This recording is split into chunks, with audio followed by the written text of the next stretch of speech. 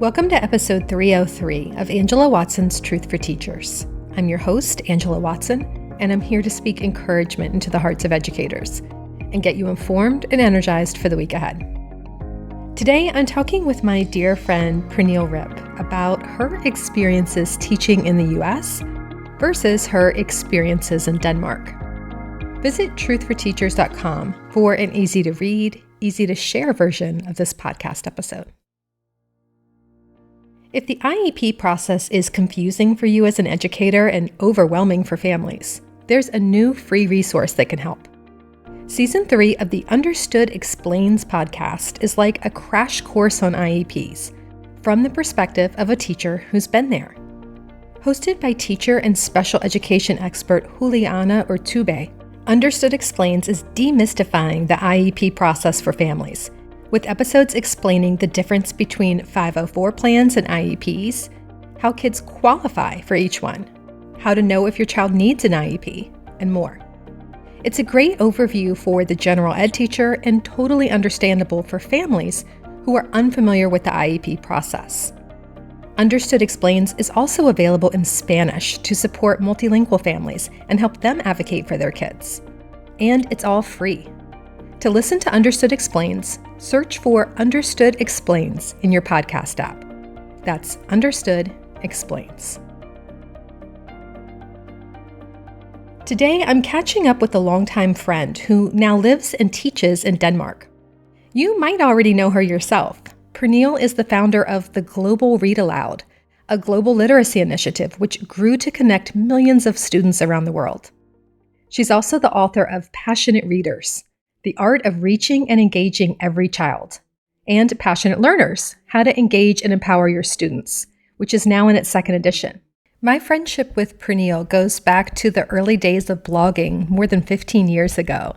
And since she moved to Denmark in the summer of 2022 with her husband and their 4 kids, she and I have had some conversations on Voxer about her experiences there. And what she shared with me has been so fascinating that I told her a couple weeks ago, we just need to do a deep dive and we need to share this.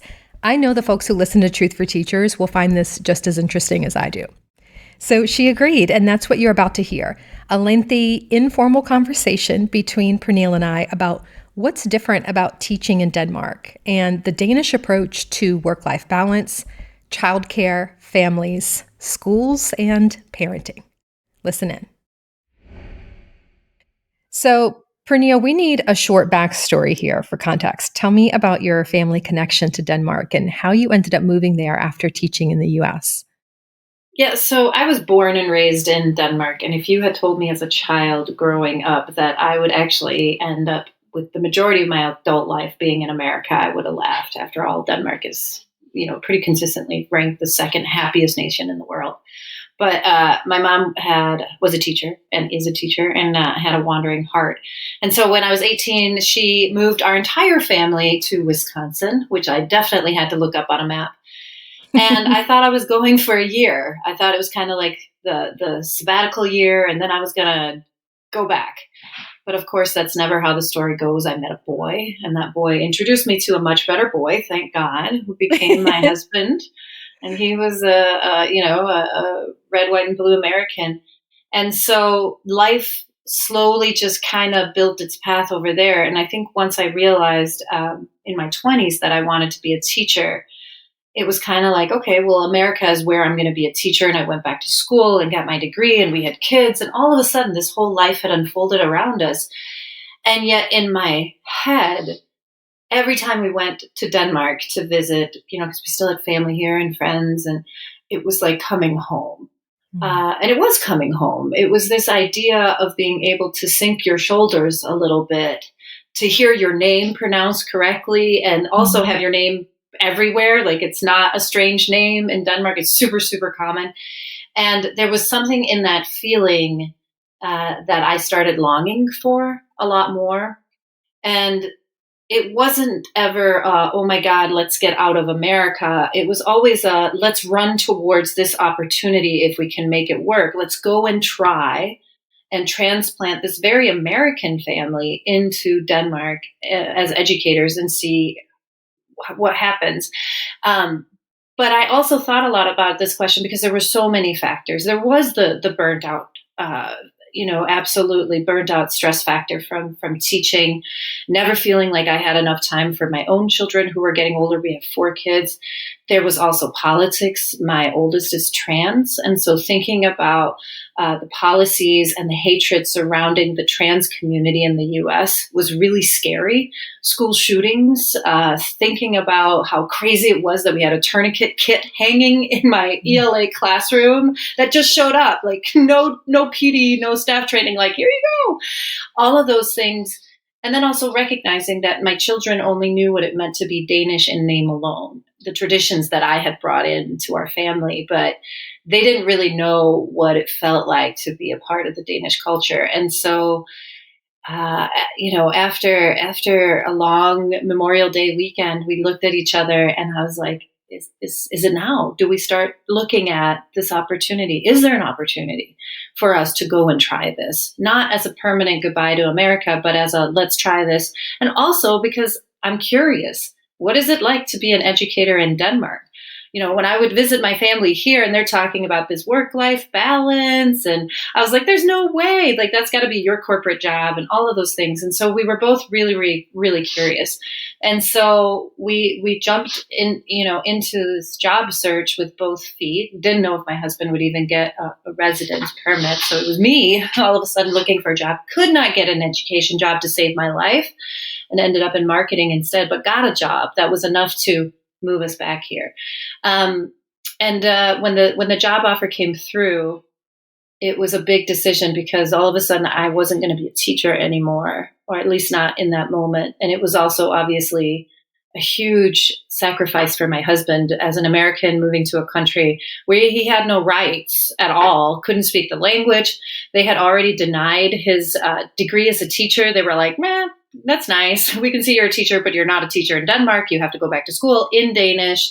He gave up his whole career knowing I was moving my own children away from a life that was really good and very close to our family, in a job that I loved, in a district that I loved, in a community that I loved, just to chase this dream of what it meant to be Danish again. Was a big decision. But I remember my husband saying 2 things to me as we were sitting and making the decision, Brandon. And one of them was, let's just do it for a year and see how it goes.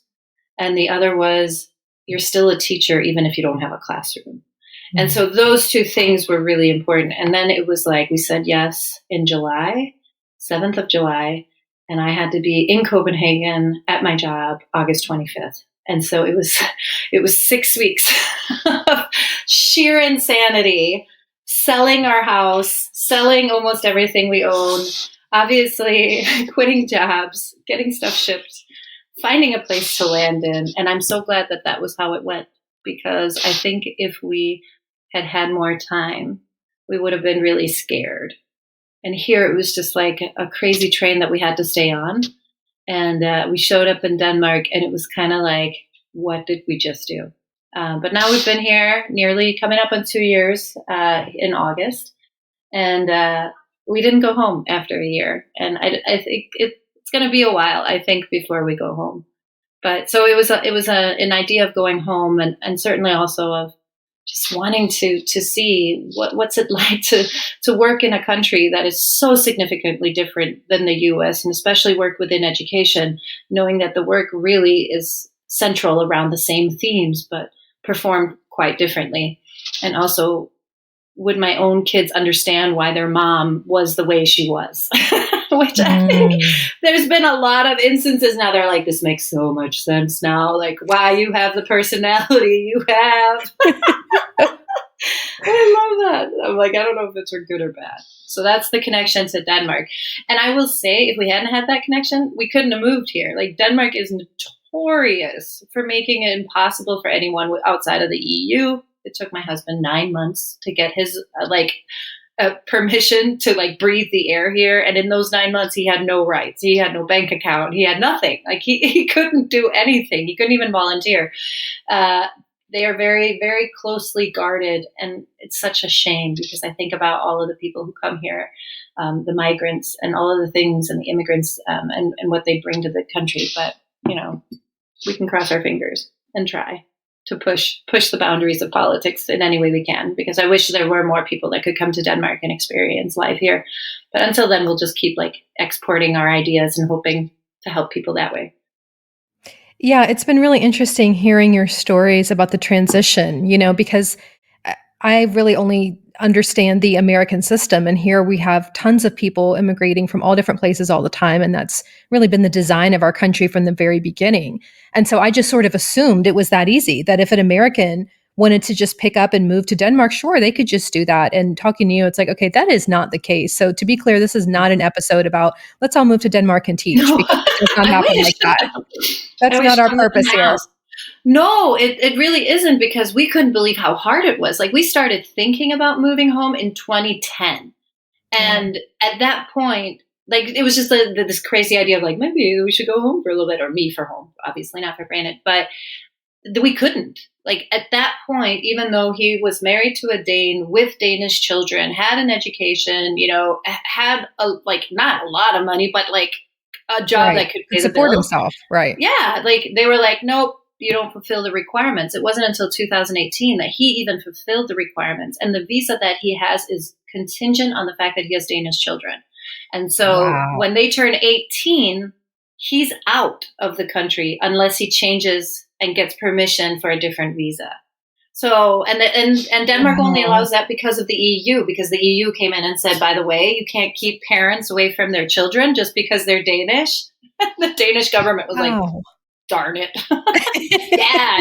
And we see it. I love Reddit for all of its flaws. And, me too. Yeah. And always in the Danish subreddit, Denmark, they're always like, my grandmother was Danish. And people are like, they don't care. Like, literally, like, you could be like, unless you have a Danish passport, like, get a really good job that we really want. Try marrying a Dane, but even then may not work. Yeah, it's wild. It's really wild. So tell me about the cultural differences that you've noticed living in Denmark, particularly in relation to families, children, work, school. It's wild. Like, I think it's finally starting to sink in now, because I'm taking it so much for granted. And I realized that today as I was driving home, and it was like 3:30, which was late for me.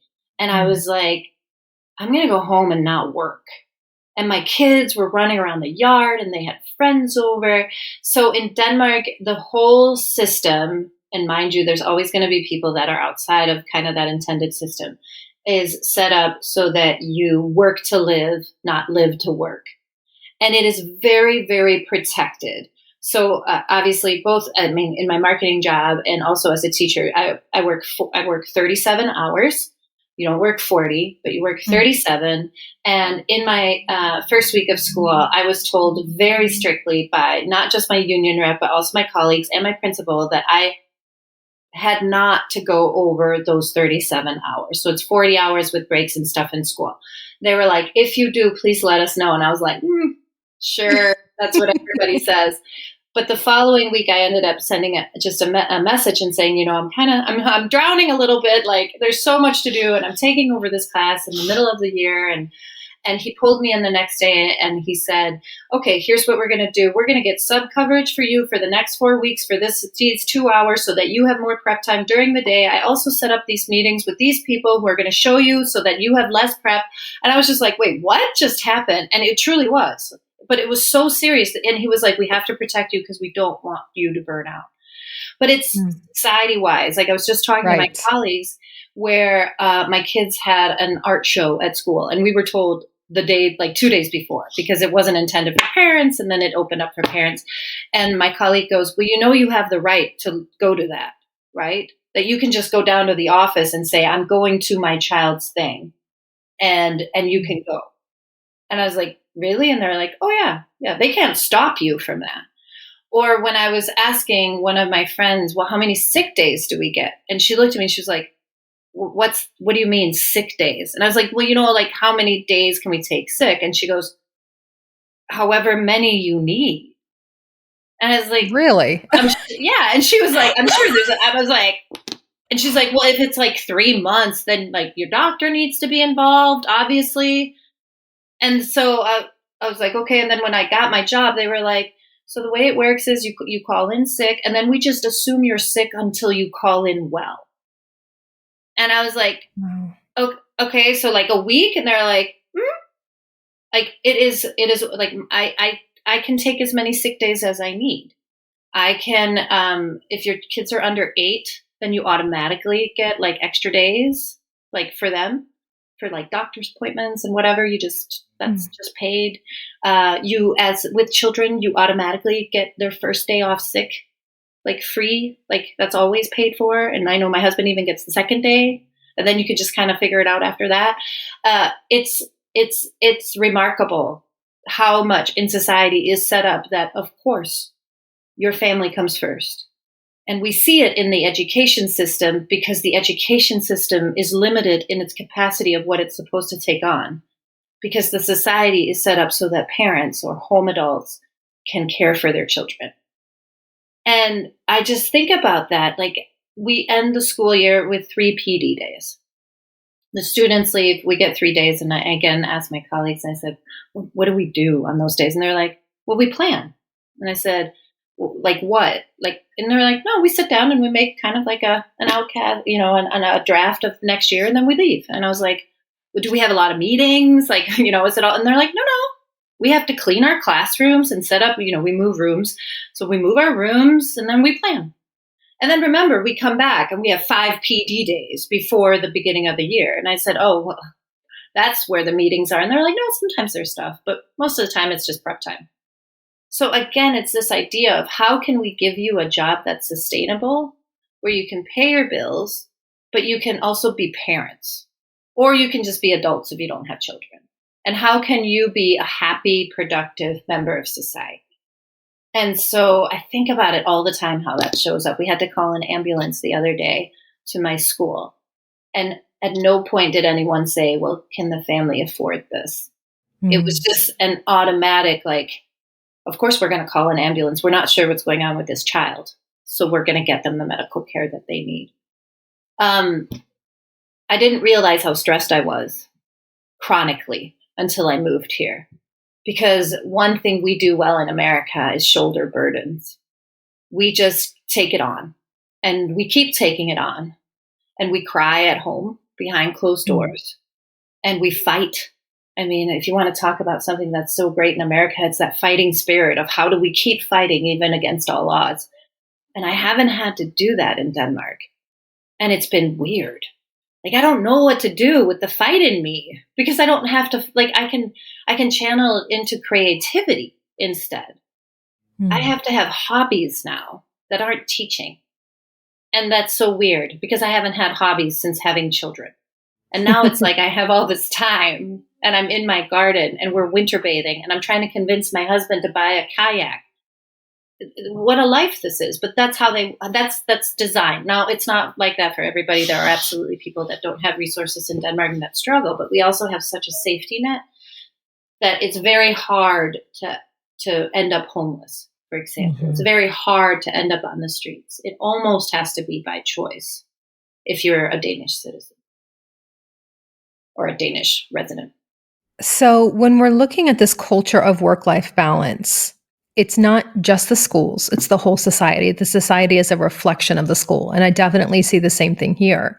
The culture in teaching very much mirrors our larger culture, and that work comes first and ambition comes first.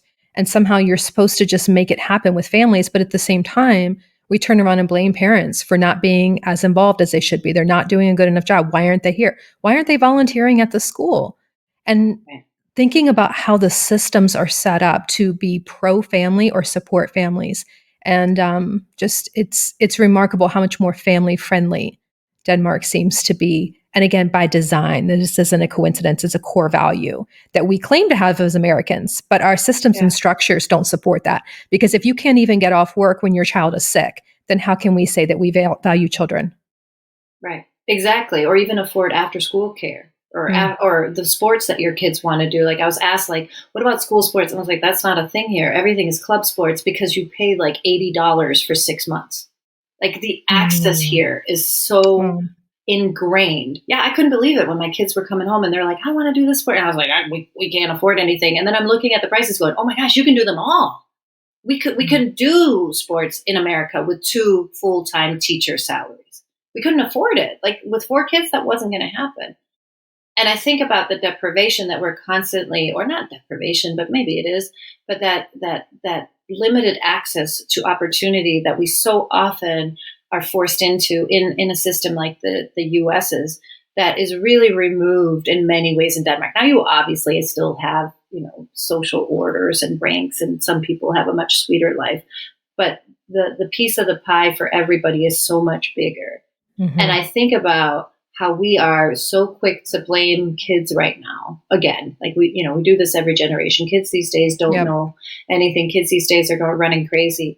And I think about how much patience and well-being it takes to parent well when you're also under fire, and when you also feel chronically stressed, and when you are just trying to survive paycheck to paycheck. Yes. And I think that's been one of the biggest differences, is that Brandon and I, my husband and I, as our kids now are in their preteens and teens, we now have the mental health capacity and the well-being capacity to parent the way we wanted to all those years in America. And in America, we did the very best we could in the system that we were in, but we didn't have more time in the day. We didn't have more resources, and we were drained. And over here, I can still have stressful days, but it's normal stress. It's not stress on top of stress. And so that's not to say that the Danish youth, there are a lot of issues over here. There is as well. We're seeing a lot of the same thing mirrored in the US as we see it, over there. But I think there's just a different capacity to take it on, at least from the parental standpoint, because you're not under so much stress. Right. Can you say more about, you talked about schools not providing sports. I think about how we are asking so much of schools, such limited staffing and budget and resources, but yet we're transporting kids, we're feeding kids. Even when schools were shut down during the pandemic, schools still fed kids because we had no other institution to feed them. We're providing mental health services, doctor and nurses, school psychologists, the after school programs, clubs, sport, everything comes through the school. And the burden that places on teachers to provide the unpaid labor to do that. Tell me how these things are different in Denmark. Yeah, so that has been a lot of unlearning for me, because in Denmark, schools are schools. We are absolutely an essential piece of the puzzle of a society that is well educated and children who are doing well, but we are not the main care point.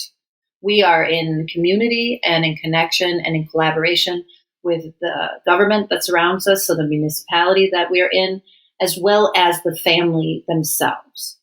And there are very clear lines of what a school provides versus what social services provide versus what home adults provide. And we don't cross those boundaries. So we wouldn't feed children, for example. Like I had my snack drawer in the US that was either funded by, the home adults, or it was me buying extra boxes of granola bars because it was needed. That's not a thing. Even my students who I know are not accessing a lot of resources come to school with a fully stocked lunch. We're not feeding children. We're not transporting children because everything is local schools. You are biking to school. You are maybe taking the bus if you're over, a kilometer, but it's public transportation that gets you to the school. Then you are walking to school. Some kids are driven, but that's just because, their parents can do that. But everybody is in a community school unless it's by choice, and then you're in charge of your own transportation. We do not have psychologists at school. We do not have social workers at our school. We do not have any of the wraparound services. Later on, we'll have some kind of guidance counselors, but that is career guidance counseling. It is not, how are you doing? What social services do you need? There's both a good and a bad to that. I think it means that we're very departmentalized when it comes to what are we in charge of. You are in charge of the academic and the well-being of the children when they're with you, but it's from an academic sense. I think it's hard when you then run into a family that's standing in a resource need, and you're like, where do we go? And it's like, well, you actually have to pass it on. You don't have that person that can like make some phone calls and help them out. You have to connect them to other people.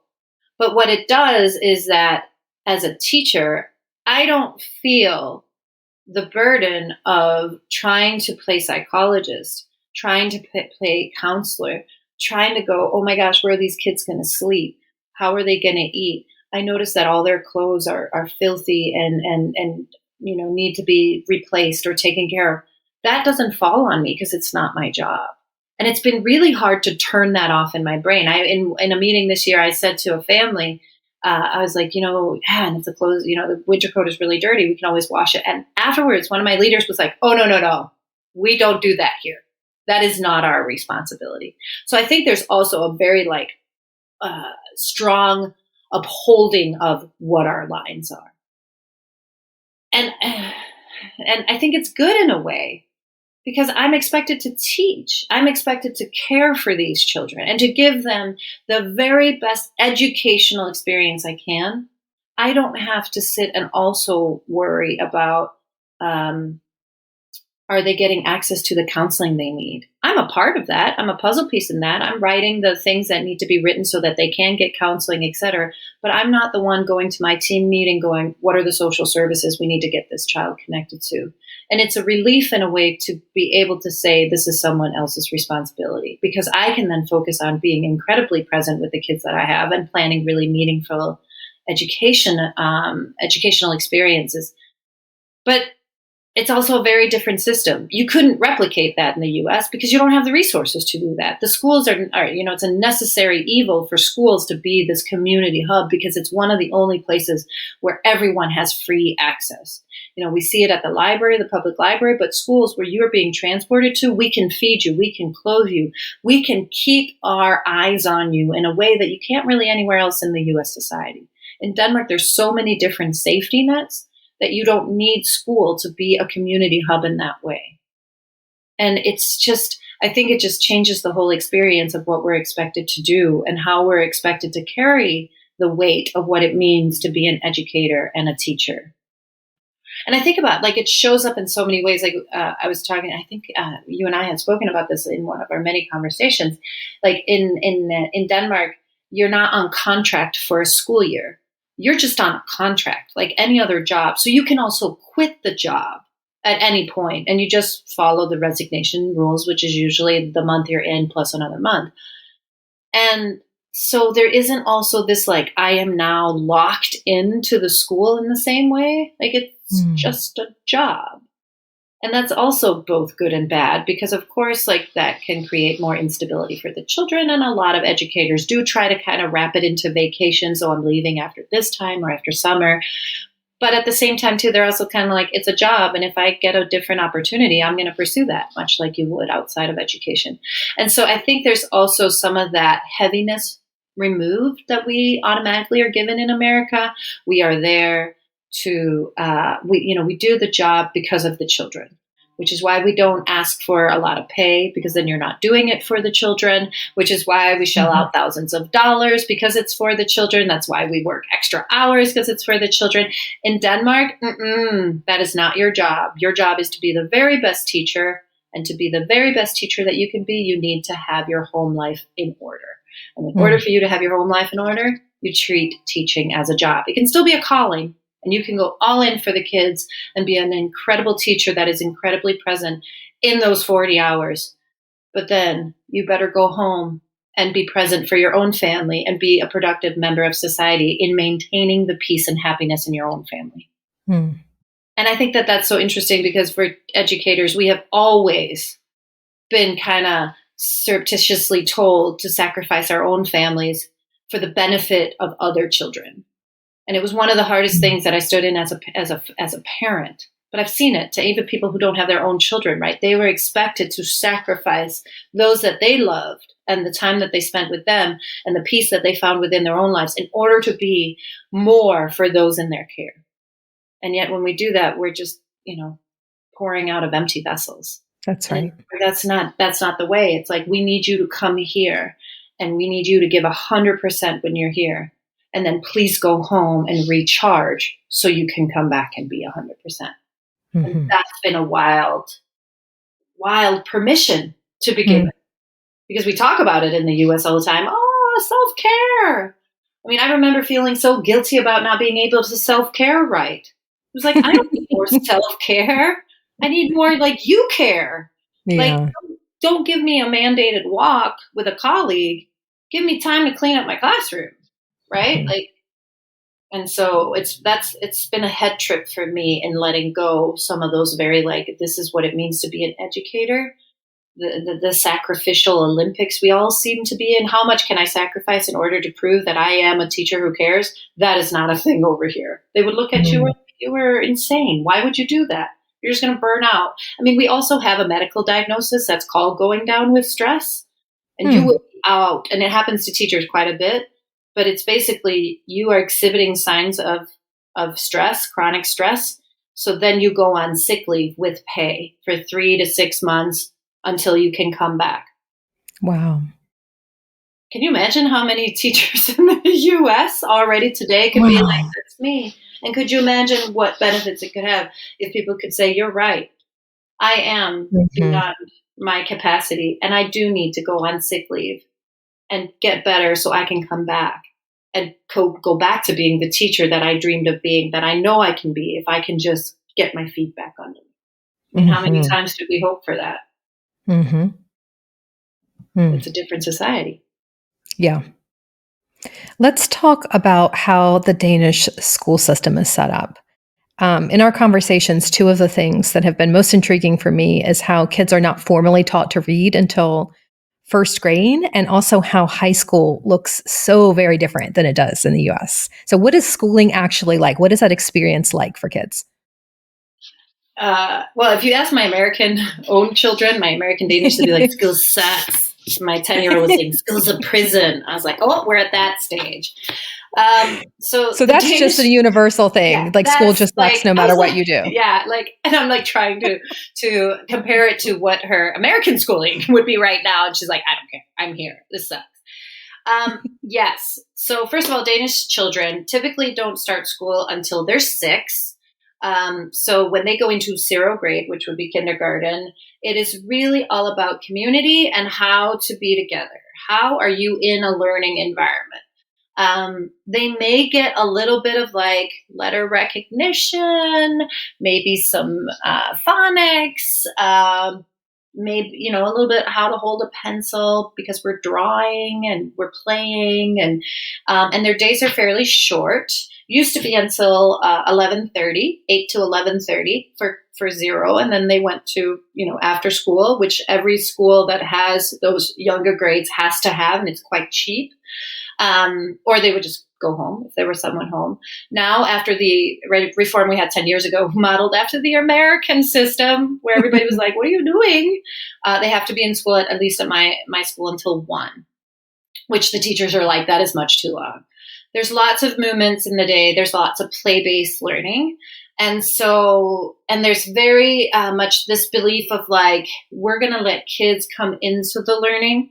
And if they're showing signs of readiness, then we will challenge them to make sure that they're still interested.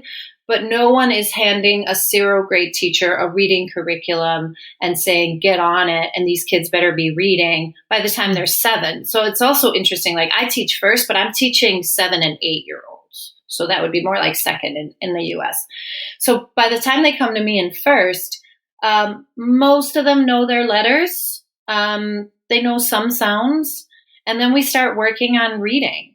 And it's very, very slow. It's very exploratory. It's very play-based.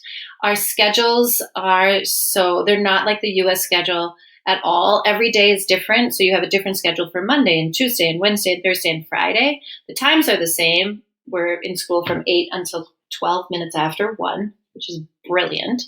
We have 2 breaks. Obviously, we have a morning recess and we have a lunch recess and a lunch. But I don't have math every day. I have math 3 times a week. I have science once a week. I have art once a week. I have music twice a week. I have movement every single day. I have Danish probably every day, but we're doing different things. And so what it means is that you have this much more comfortable pace of teaching, because I can adjust course at any time in my classroom. My students are wackadoo. Let's go outside. Nobody's going to come by and go, why aren't you doing math right now? My students need, I don't know, a break where we're just sitting and coloring. Awesome. Please do that, because that's what your students need. My students need extra recess every single day. That's not on the schedule, because that's just how they're going to learn best. Then you're going to do that. And I think like having that kind of freedom ingrained in a system where it's not the same schedule every day means the kids are excited because they look forward to different days. They don't get as sick of subjects as quickly because we don't have them every day except for Danish. And at least in my school, and it's different from municipality to municipality, we have a lot of freedom to do play-based learning, and not just in the younger grades. And that's a focus in general. We also just like, I'm a classroom teacher, but I don't teach all the subjects. Right now I do because I'm kind of on an emergency schedule, but like next year, I'm going to share the responsibility of my class with one or two other teachers. So I'm not the only one carrying the academic responsibility and the social well-being of my students for my classroom. I'm the main person, but there are other teachers coming in, teaching in their way, and it's the students' rooms, it's not the teachers. So we go in and out. And that's something you and I have spoken about too. Danish children are expected to be left alone for short periods of time without adult supervision, and they're expected to behave. Because if not, then it's not the fault of the teacher, then it's the fault of the child, right? Like, so I leave my classroom, like not for long periods of time, but it's wild to me. Like that was not a thing we did in America ever. Or they're expected to take risks. So we have trees that they climb at recess. You know, they have a tendency to walk around with huge sticks, and we're fine with that. Just don't hit each other. Or like rocks. Like kids were, 0 graders were walking around with rocks yesterday. I was like, what are you doing? And they're like, oh, we're building, blah, blah, blah, blah, blah. And I'm like, okay. When a child falls in Denmark, it's not, why weren't you supervising? It's, oh, well, how can you make sure you don't fall next time? And I think that mentality is embedded in everything we do. And so we're very, very focused on short school days that are high impact. And in fact, we just had another educational reform come out, which is awesome because they've basically undone all of the things that they pushed through 10 years ago. And they said, again, we need shorter days, and we need a lot more hands-on learning, and we need less screens. And so they're very much like, how can we give more practical classes? How can we infuse the technical traits into school earlier so that kids who want to be done after 9th grade, that's what we're talking about, high school experience. So in Denmark, you're done with school officially after 9th grade. And then you can start to specialize, or you can just be done. You're done, you're 15, you're done. But you start to specialize. So if you want to go to the trades, you'll go to a trade school. And we were just at this event where they were showcasing the trades. I mean, cleaning assistants, that's a trade degree. You know, fitness therapists, that's a trade degree. Dental hygienists, like all of those things, bricklayers, bakers, butchers, like all of those things, that's a trade degree that you can go and take. Or you can do kind of the college prep route, which is 3 years, which is more like an American high school, but it's really elective based, and you have a course area. So you might go for like engineering focus or journalism focus or creative arts focus or humanities or something. So you're already starting to specialize at the age of 15 or 16. So what it means is that a lot more people stay in school because it's a lot more interesting. You can also go to business school. Obviously, if you want to farm, like there's all these things that you can do to start specializing after 9th grade. And then, of course, we have the big boon, which is school is paid for by the Danish government. You can take up to 3 degrees, full degrees, paid for by the Danish government, and they will pay you while you're in school. And so someone had mentioned that almost everybody in Denmark has a master's degree. Yeah, because it's free. We pay for it through our taxes, but it's free. And so I think what we see in the school system is that most people stay in school and most people have multiple degrees. So they might finish a degree and go, you know what? I didn't want to be a carpenter after all. I'm going to go back and do engineering. Or I didn't want to be in marketing. I'm going to go back and take my teaching degree.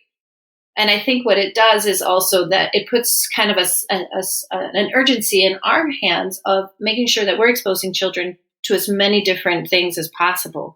We want to get them in messing with the sciences really early, just like in the US, but we also want to get them using saws and hammers at a very young age. In fact, in my 4th grade class, they're standing there sawing and hammering, and I'm thinking, oh my Lord, what are all these 4th graders doing with saws?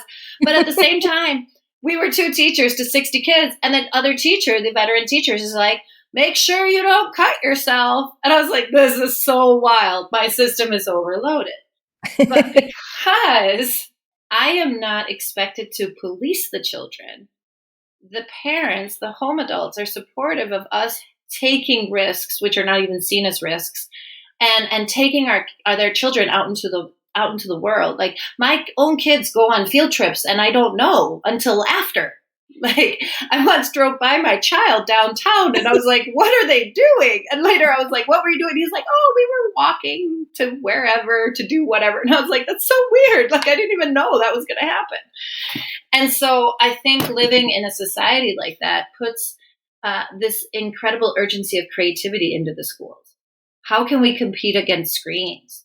We're one of the most digitalized nations in the world. They love their screens in Denmark. They love their iPads and their phones. So how can we make school a place for exploration where all kids feel like they can thrive and have something to connect with? And when I was hired for my job, it was like, how are you going to bring play into it? How are you going to help them play through everything? And it has been a blast. It has been so much fun. And not in a, here's the textbook and you're going to follow this. It's show us what you got and what are you interested in, and get the kids involved. And so we're given a lot of freedom over here. But honestly, like if there was one thing that I could get any kind of American administrator to think about is, why does your schedule have to be the cookie cutter schedule every day? Why do we place so much emphasis on having ELA blocks every single day when we know for some students it is the worst part of their day? We can achieve literacy in many ways. How are we making room for just more flexibility in schedules? Because also the fact that our education, minister is saying we want shorter school days so kids can be kids, like that shouldn't be revolutionary. Right. My own kids are home at 1:30. I mean, they are tired by the time it's bedtime, because they've been playing and hanging with friends and they've had a whole life outside of school that we don't offer children in America. I mean, I was saying that to my own kids. I was like, man, if you were in elementary school in the US, chances are you'd be going until 2:30, 3 o'clock.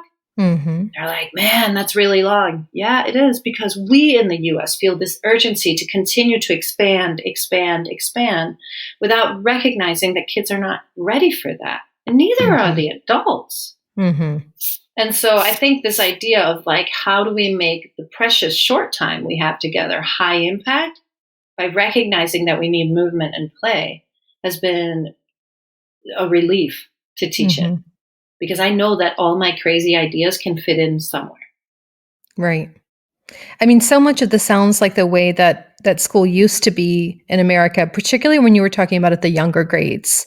My dad did not start school in the late 50s. This would have been, I guess, or early 60s. He didn't start till first grade. And he knew nothing when he walked in. He'd never had a school experience before. He did not know how to use the water fountain or raise his hand or anything like that. And that was fine. That's when they first started to read. And I think about now, all of that has been moved down really to kindergarten and even younger, because I mean, we're starting with letter sounds. If your kid is in preschool at age 3, they're learning letter sounds and numbers at 3. And, kindergartners in the US really are expected to be able to write a paragraph. Right. And that's just wild to me, because even when I first started teaching in the 90s, that was not an expectation. That has changed even since I entered the field. The idea of a 5-year-old writing a paragraph and reading entire books on their own. And I don't just mean like, see John run kind of books. I Right. mean, like they are expected to be reading, writing, adding, Right. subtracting. And what gets missed there that I hear you saying is happening in Denmark is the piece that we are all complaining that children don't have, which is social skills, Right. independence, risk-taking skills, knowing how to advocate for yourself, express your needs, collaborate. These are Right. all things that kindergarten used to be for. It used to be for socialization. That was the primary reason, to get kids to know how to get along with other kids. And we skip that now. And it's like, no, you need to be writing a paragraph. But wait a second. I never learned how to tell Johnny I don't like when he pulls my hair. Right.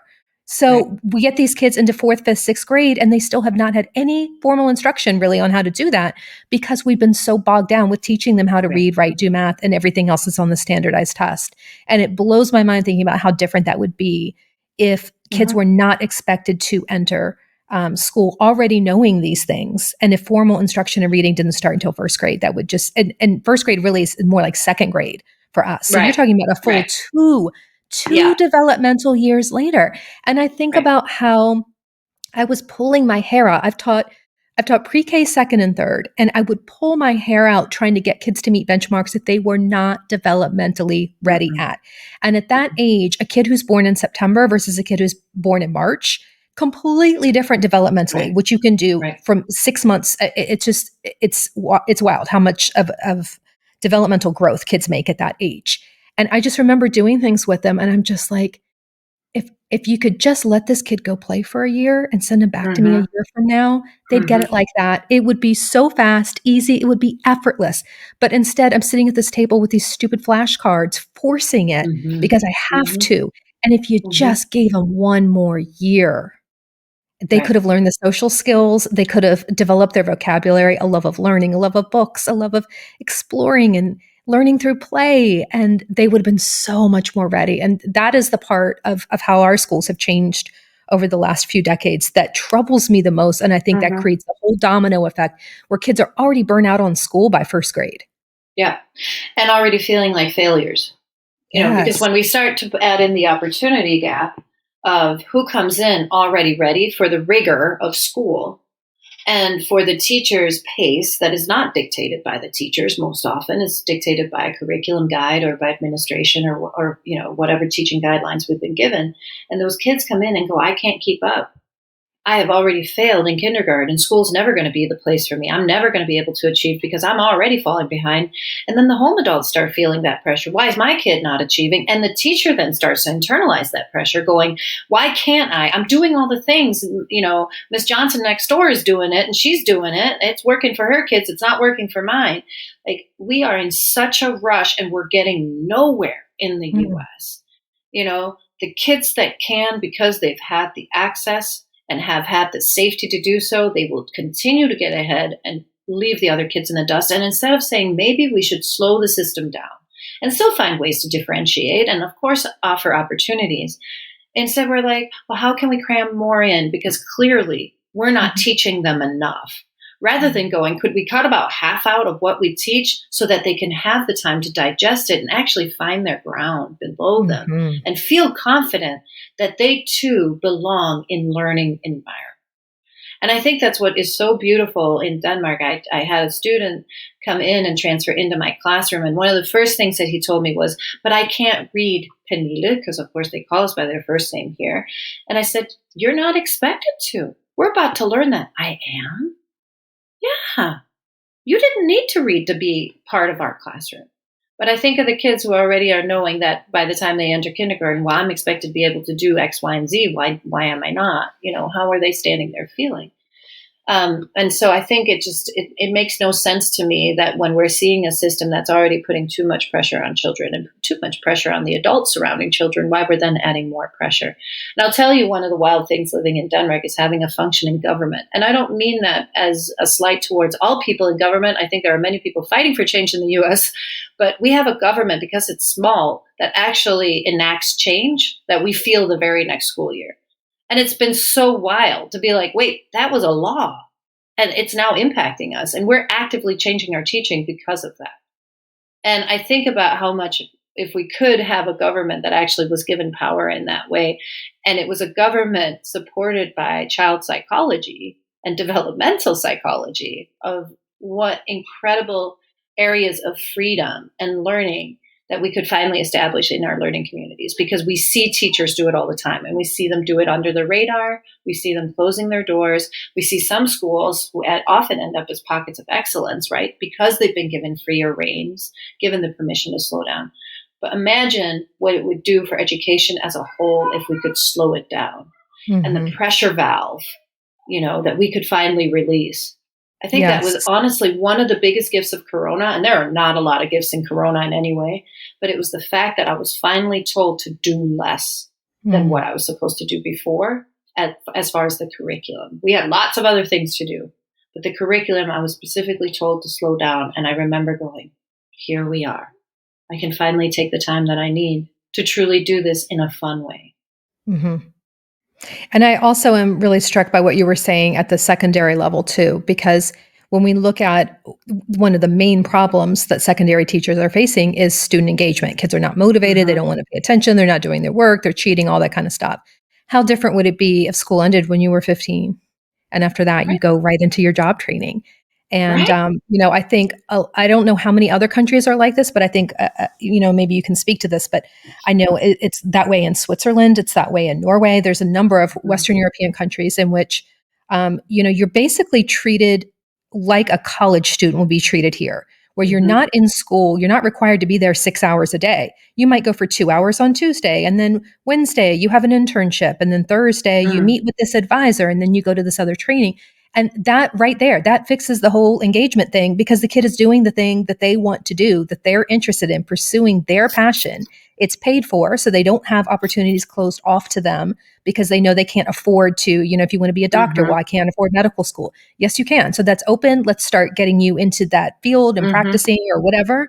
Like it solves like almost every single problem that I feel like we're facing in terms of getting students motivated and engaged in high school. The idea of in 2024, making a 15, 16, 17, 18-year-old person sit in rooms for 6 hours a day and do what they're told to do is just like, it's so different from what happens after they graduate, because there's not anyone standing over your shoulder anymore.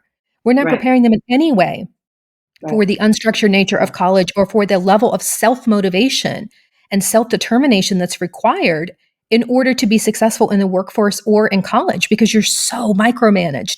And they rebel against the micromanagement, and we respond with more micromanagement. And if there was one thing that I would change about the American school systems, in addition to what you're saying about the slowing down, it would be this piece of restructuring the entire way we do it at the secondary level. Yeah, and actually one of the things that they just came out with in this new reform too is that 8th and 9th grade should also have the opportunity to do work studies and to have the internships, because they're saying we're already losing kids by 8th grade. And so how can we get them hooked into local businesses so that they can actually go out and start learning trades if that's what they want to do, and start having that as part of their schooling, applying the maths that they're doing, applying, all of this, all of the classes that they're doing. And I just think it's so powerful to also recognize that that is also education, that is also an incredible livelihood. And again, how can we help you achieve what you want to achieve to have the life that you want to have? And so instead of going, well, why aren't the kids going out and figuring it out? Us going, okay, how can we change the system so that it's a lot more accessible and a lot more, has a lot more opportunities embedded at a much younger age?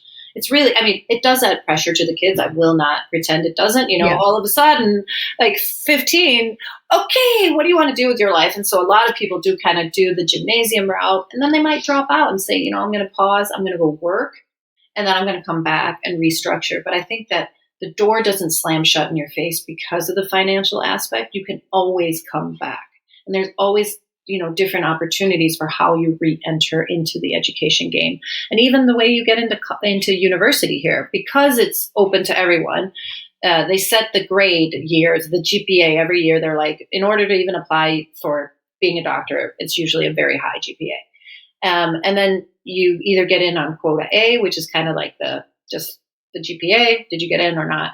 But let's say you don't have that GPA. You can go and work and have experiences and then come back and say, okay, here's why I think I would make a good doctor. And here's why I think I should be accepted into your program.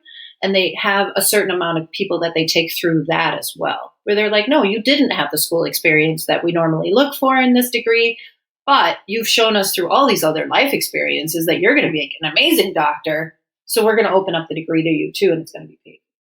And I just think about that there's just a lot more, I don't know, a rounder sense of what a human being is meant to be over here. There's more opportunities. There isn't so many only chances. I feel like in America, you get such few, if you don't get that scholarship, or if you don't get that GPA, if you don't volunteer so many hours, well, then that door is shut. And then what are you going to do? Here, it's like, oh, you didn't get that? Well, here's another door, and another door, and another door, and another door. How can we get you to a point where, sure, you're working and you're a productive member of society? They want you to pay the taxes, right? Like, how do we get you productive and happy? Because if you're happy, you're not going to need as many services. That's right. And they mean that. Like, I know we're told the same in the US, but then we kind of look at our taxes and go, wait, what is it going towards? But over here, it's like, okay, yeah, you just took a big chunk out of my money, but man, my 4 children can have 3 degrees each. Like, okay, you can have it. I can call an ambulance anytime I want. It's amazing. My kids need braces. Like, that's paid for. Thank God. Again, that low level anxiety, is just gone of constantly feeling like any little emergency can completely wipe out your savings, bankrupt you. Yeah. I saw that. And the sick thing too. I think of one of my dear, dear, dear friends whose child got very sick and ultimately passed away, and how she was forced to, beg for sick leave in the US, and how gross and sick that was. And over here, it's like, but of course you're going to be home. Of course you're going to be with your child, even if it's just the flu. Of course you're going to be home. Like, we get to be the kinds of parents that we dream of being in a society that takes care of you like this. And that's the biggest gift. I tell that to my own children all the time. One of the main reasons that we moved here, besides all of the fun stuff, is so that I could be the kind of parent that I wanted to be, and that I tried so hard to be in the US. But that the U.S. system just simply makes really hard, especially when you're an educator expected to also care for all of these other children. What does the school day look like for you now as a teacher? Oh, it's so much fun. My students get there at 7:50. I usually show up at like 7:30. I found out, primary grade teachers, it's all about the laminating and the printing and the copying. It's not the grading. It's I need to produce all the things. Which I appreciate. It's so much fun. And then the students kind of roll in, and we have our day. And at 1:12, I'm done. My students are gone. So it's a marathon. I don't have prep during the day because you're just teaching. Out of my 40 hours a week, I am expected to teach 20 hours. So I am in front of students 20 hours. And the rest of the 20 hours are prep and meetings and all those phone calls. And if I go above 40 hours, then they get very mad because then they have to pay me extra. And they don't. So they're very like, don't go over that. We're also told at my school anyway that we have to be 35 hours in building 5. We can use outside of building. So I can sit and prep at home. I can prep obviously earlier in the morning and count that and be done earlier. So it's just, again, like, I have never had a day end at 1:12. And my contract time is done at 3:45, which is very typical of the US too. So I get 2.5 hours of prep every single day. And it's amazing how much I can do.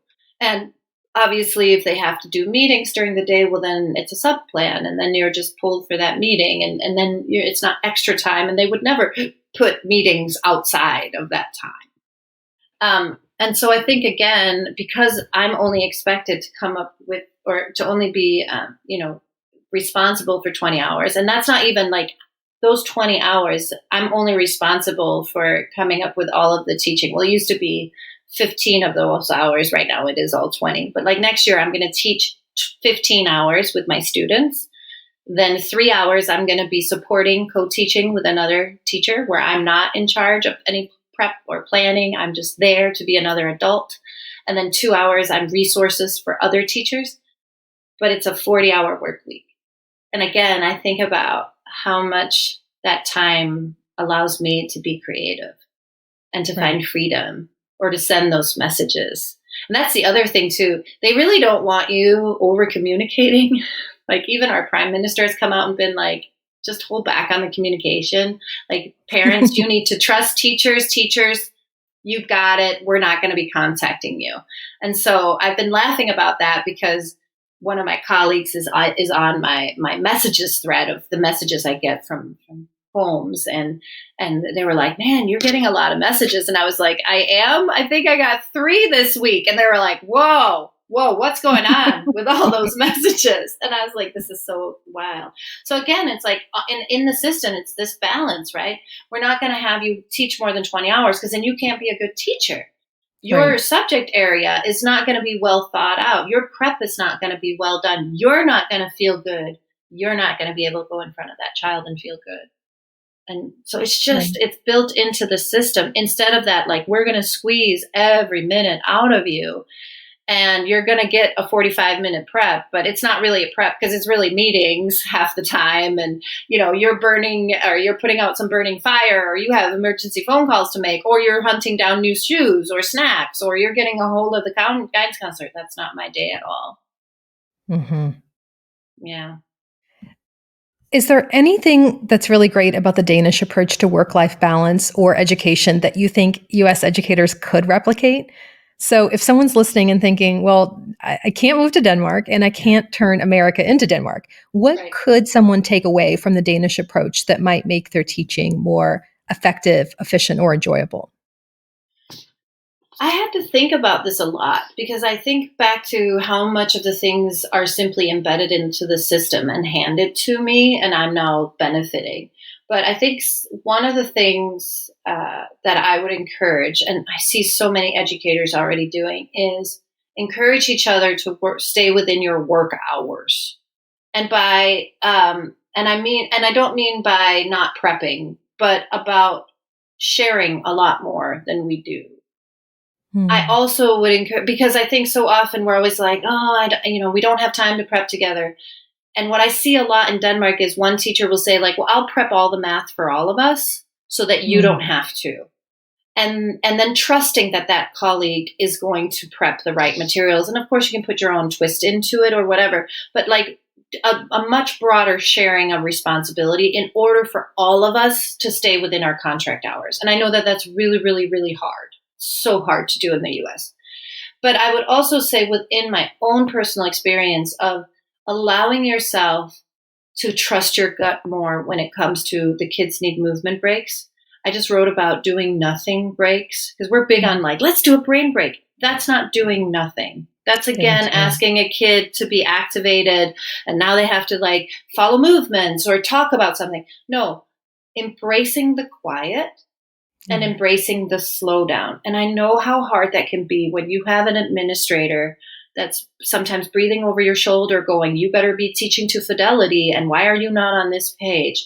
But somehow tweaking your own schedule. So even though it says ELA 90 minutes, that you are pretending that you're only covering 45 minutes of ELA within 90 minutes and trusting the process there, slowing down in order to go further. And Hmm. then play, especially with older students, because we, like you said, we still do it somewhat if we have permission in the primary grades. There's a lot of body movement. We're up and doing games. We're always thinking in playful learning, or at least I hope we are, if we can. How do we do that with the older students where I think about my middle school. So I'm a middle school teacher at heart, how they were just expected to sit down 45 minutes at a time from 8:30 until 3:45 with one break, one recess, and a 3-minute hallway passing time.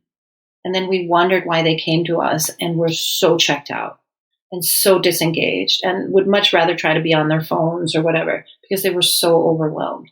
So I would say if you can't bring Denmark to you, steal the mentality of it's much better for children to slow down and fight, keep fighting. I have seen so many educators have brave conversations with their admins, taking the opportunities to say, hey, I piloted this. That's always been my favorite. I Yeah. piloted this idea and I would love to share about it, and not being afraid to share.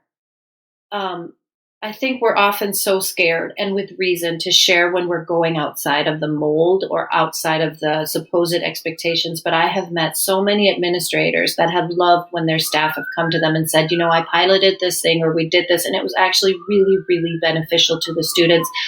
Look at the test results or whatever you need to prove, right? Or talk to the students themselves. Come in and see how this works. Because I think right now, just like educators are under an immense amount of pressure in the US and in many other places, so are administrators.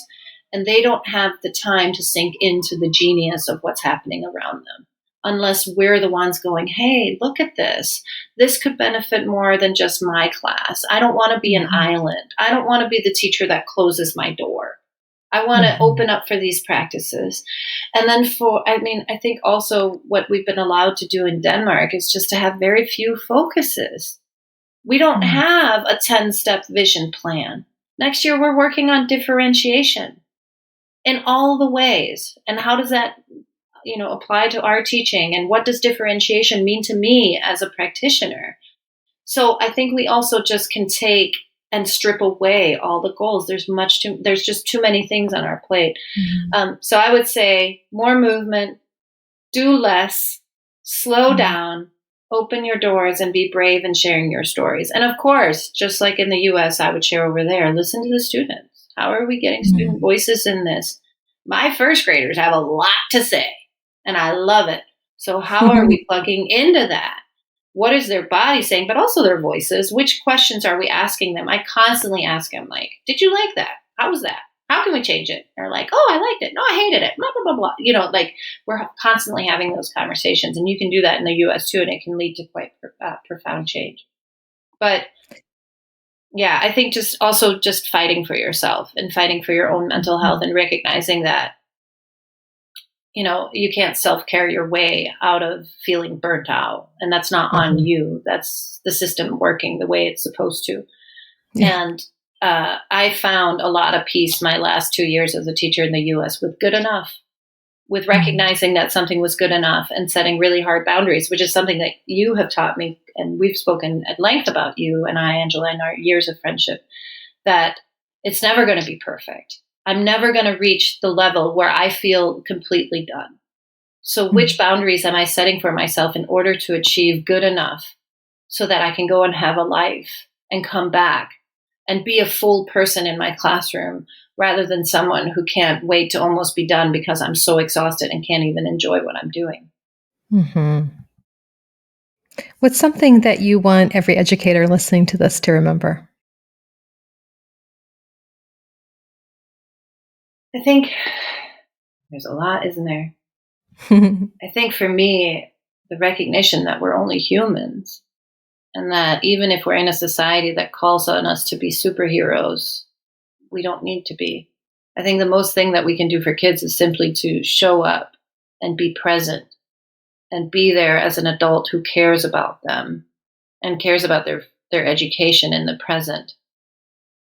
And above all, loves the kids that are in our care. But to do that, you have to take care of yourself. And you have to be willing to set boundaries. And you can't self-sacrifice to where there's nothing left. And the students wouldn't want that either. They are desperate for educators who think it's fun to teach. And when you're constantly being battered, and there are so many educators just being battered in the US right now because of so many forces. How do we shore up our walls? Well, that starts with having enough energy to do so. So how can you replenish your own energy? And I think also just like give yourself grace. I think we are so hard on ourselves as educators. We are so quick to say we have failed a child or we have failed at something, when really we went in there and gave it everything we could. And it wasn't us that failed. And maybe it wasn't even a failure in the first place, but it was a system that was set up to drown us. And I think that just you can't stay an educator in America without recognizing that you're not the only one in the system and that this is a group effort and that you can't carry the responsibility for every single child on your shoulders. And that's really hard because that's what we teach under in the US. So I think for me, coming home to Denmark has been about discovering my own humanity again, my humanness, and how vulnerable I really was, but how I pretended not to be for so many years.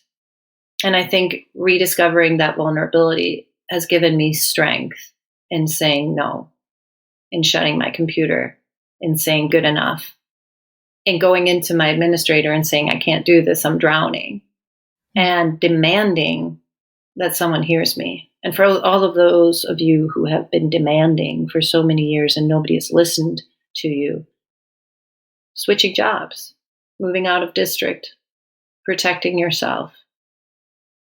It's easy to say, it's hard to do. When I left teaching, I cried because I felt like I lost an identity. I lost who I was. I felt lost. But then I came back to it, and I'm so much better for coming back to it because I stepped away and recognized that teaching didn't have to be my whole life. It could just be a really good part of my life.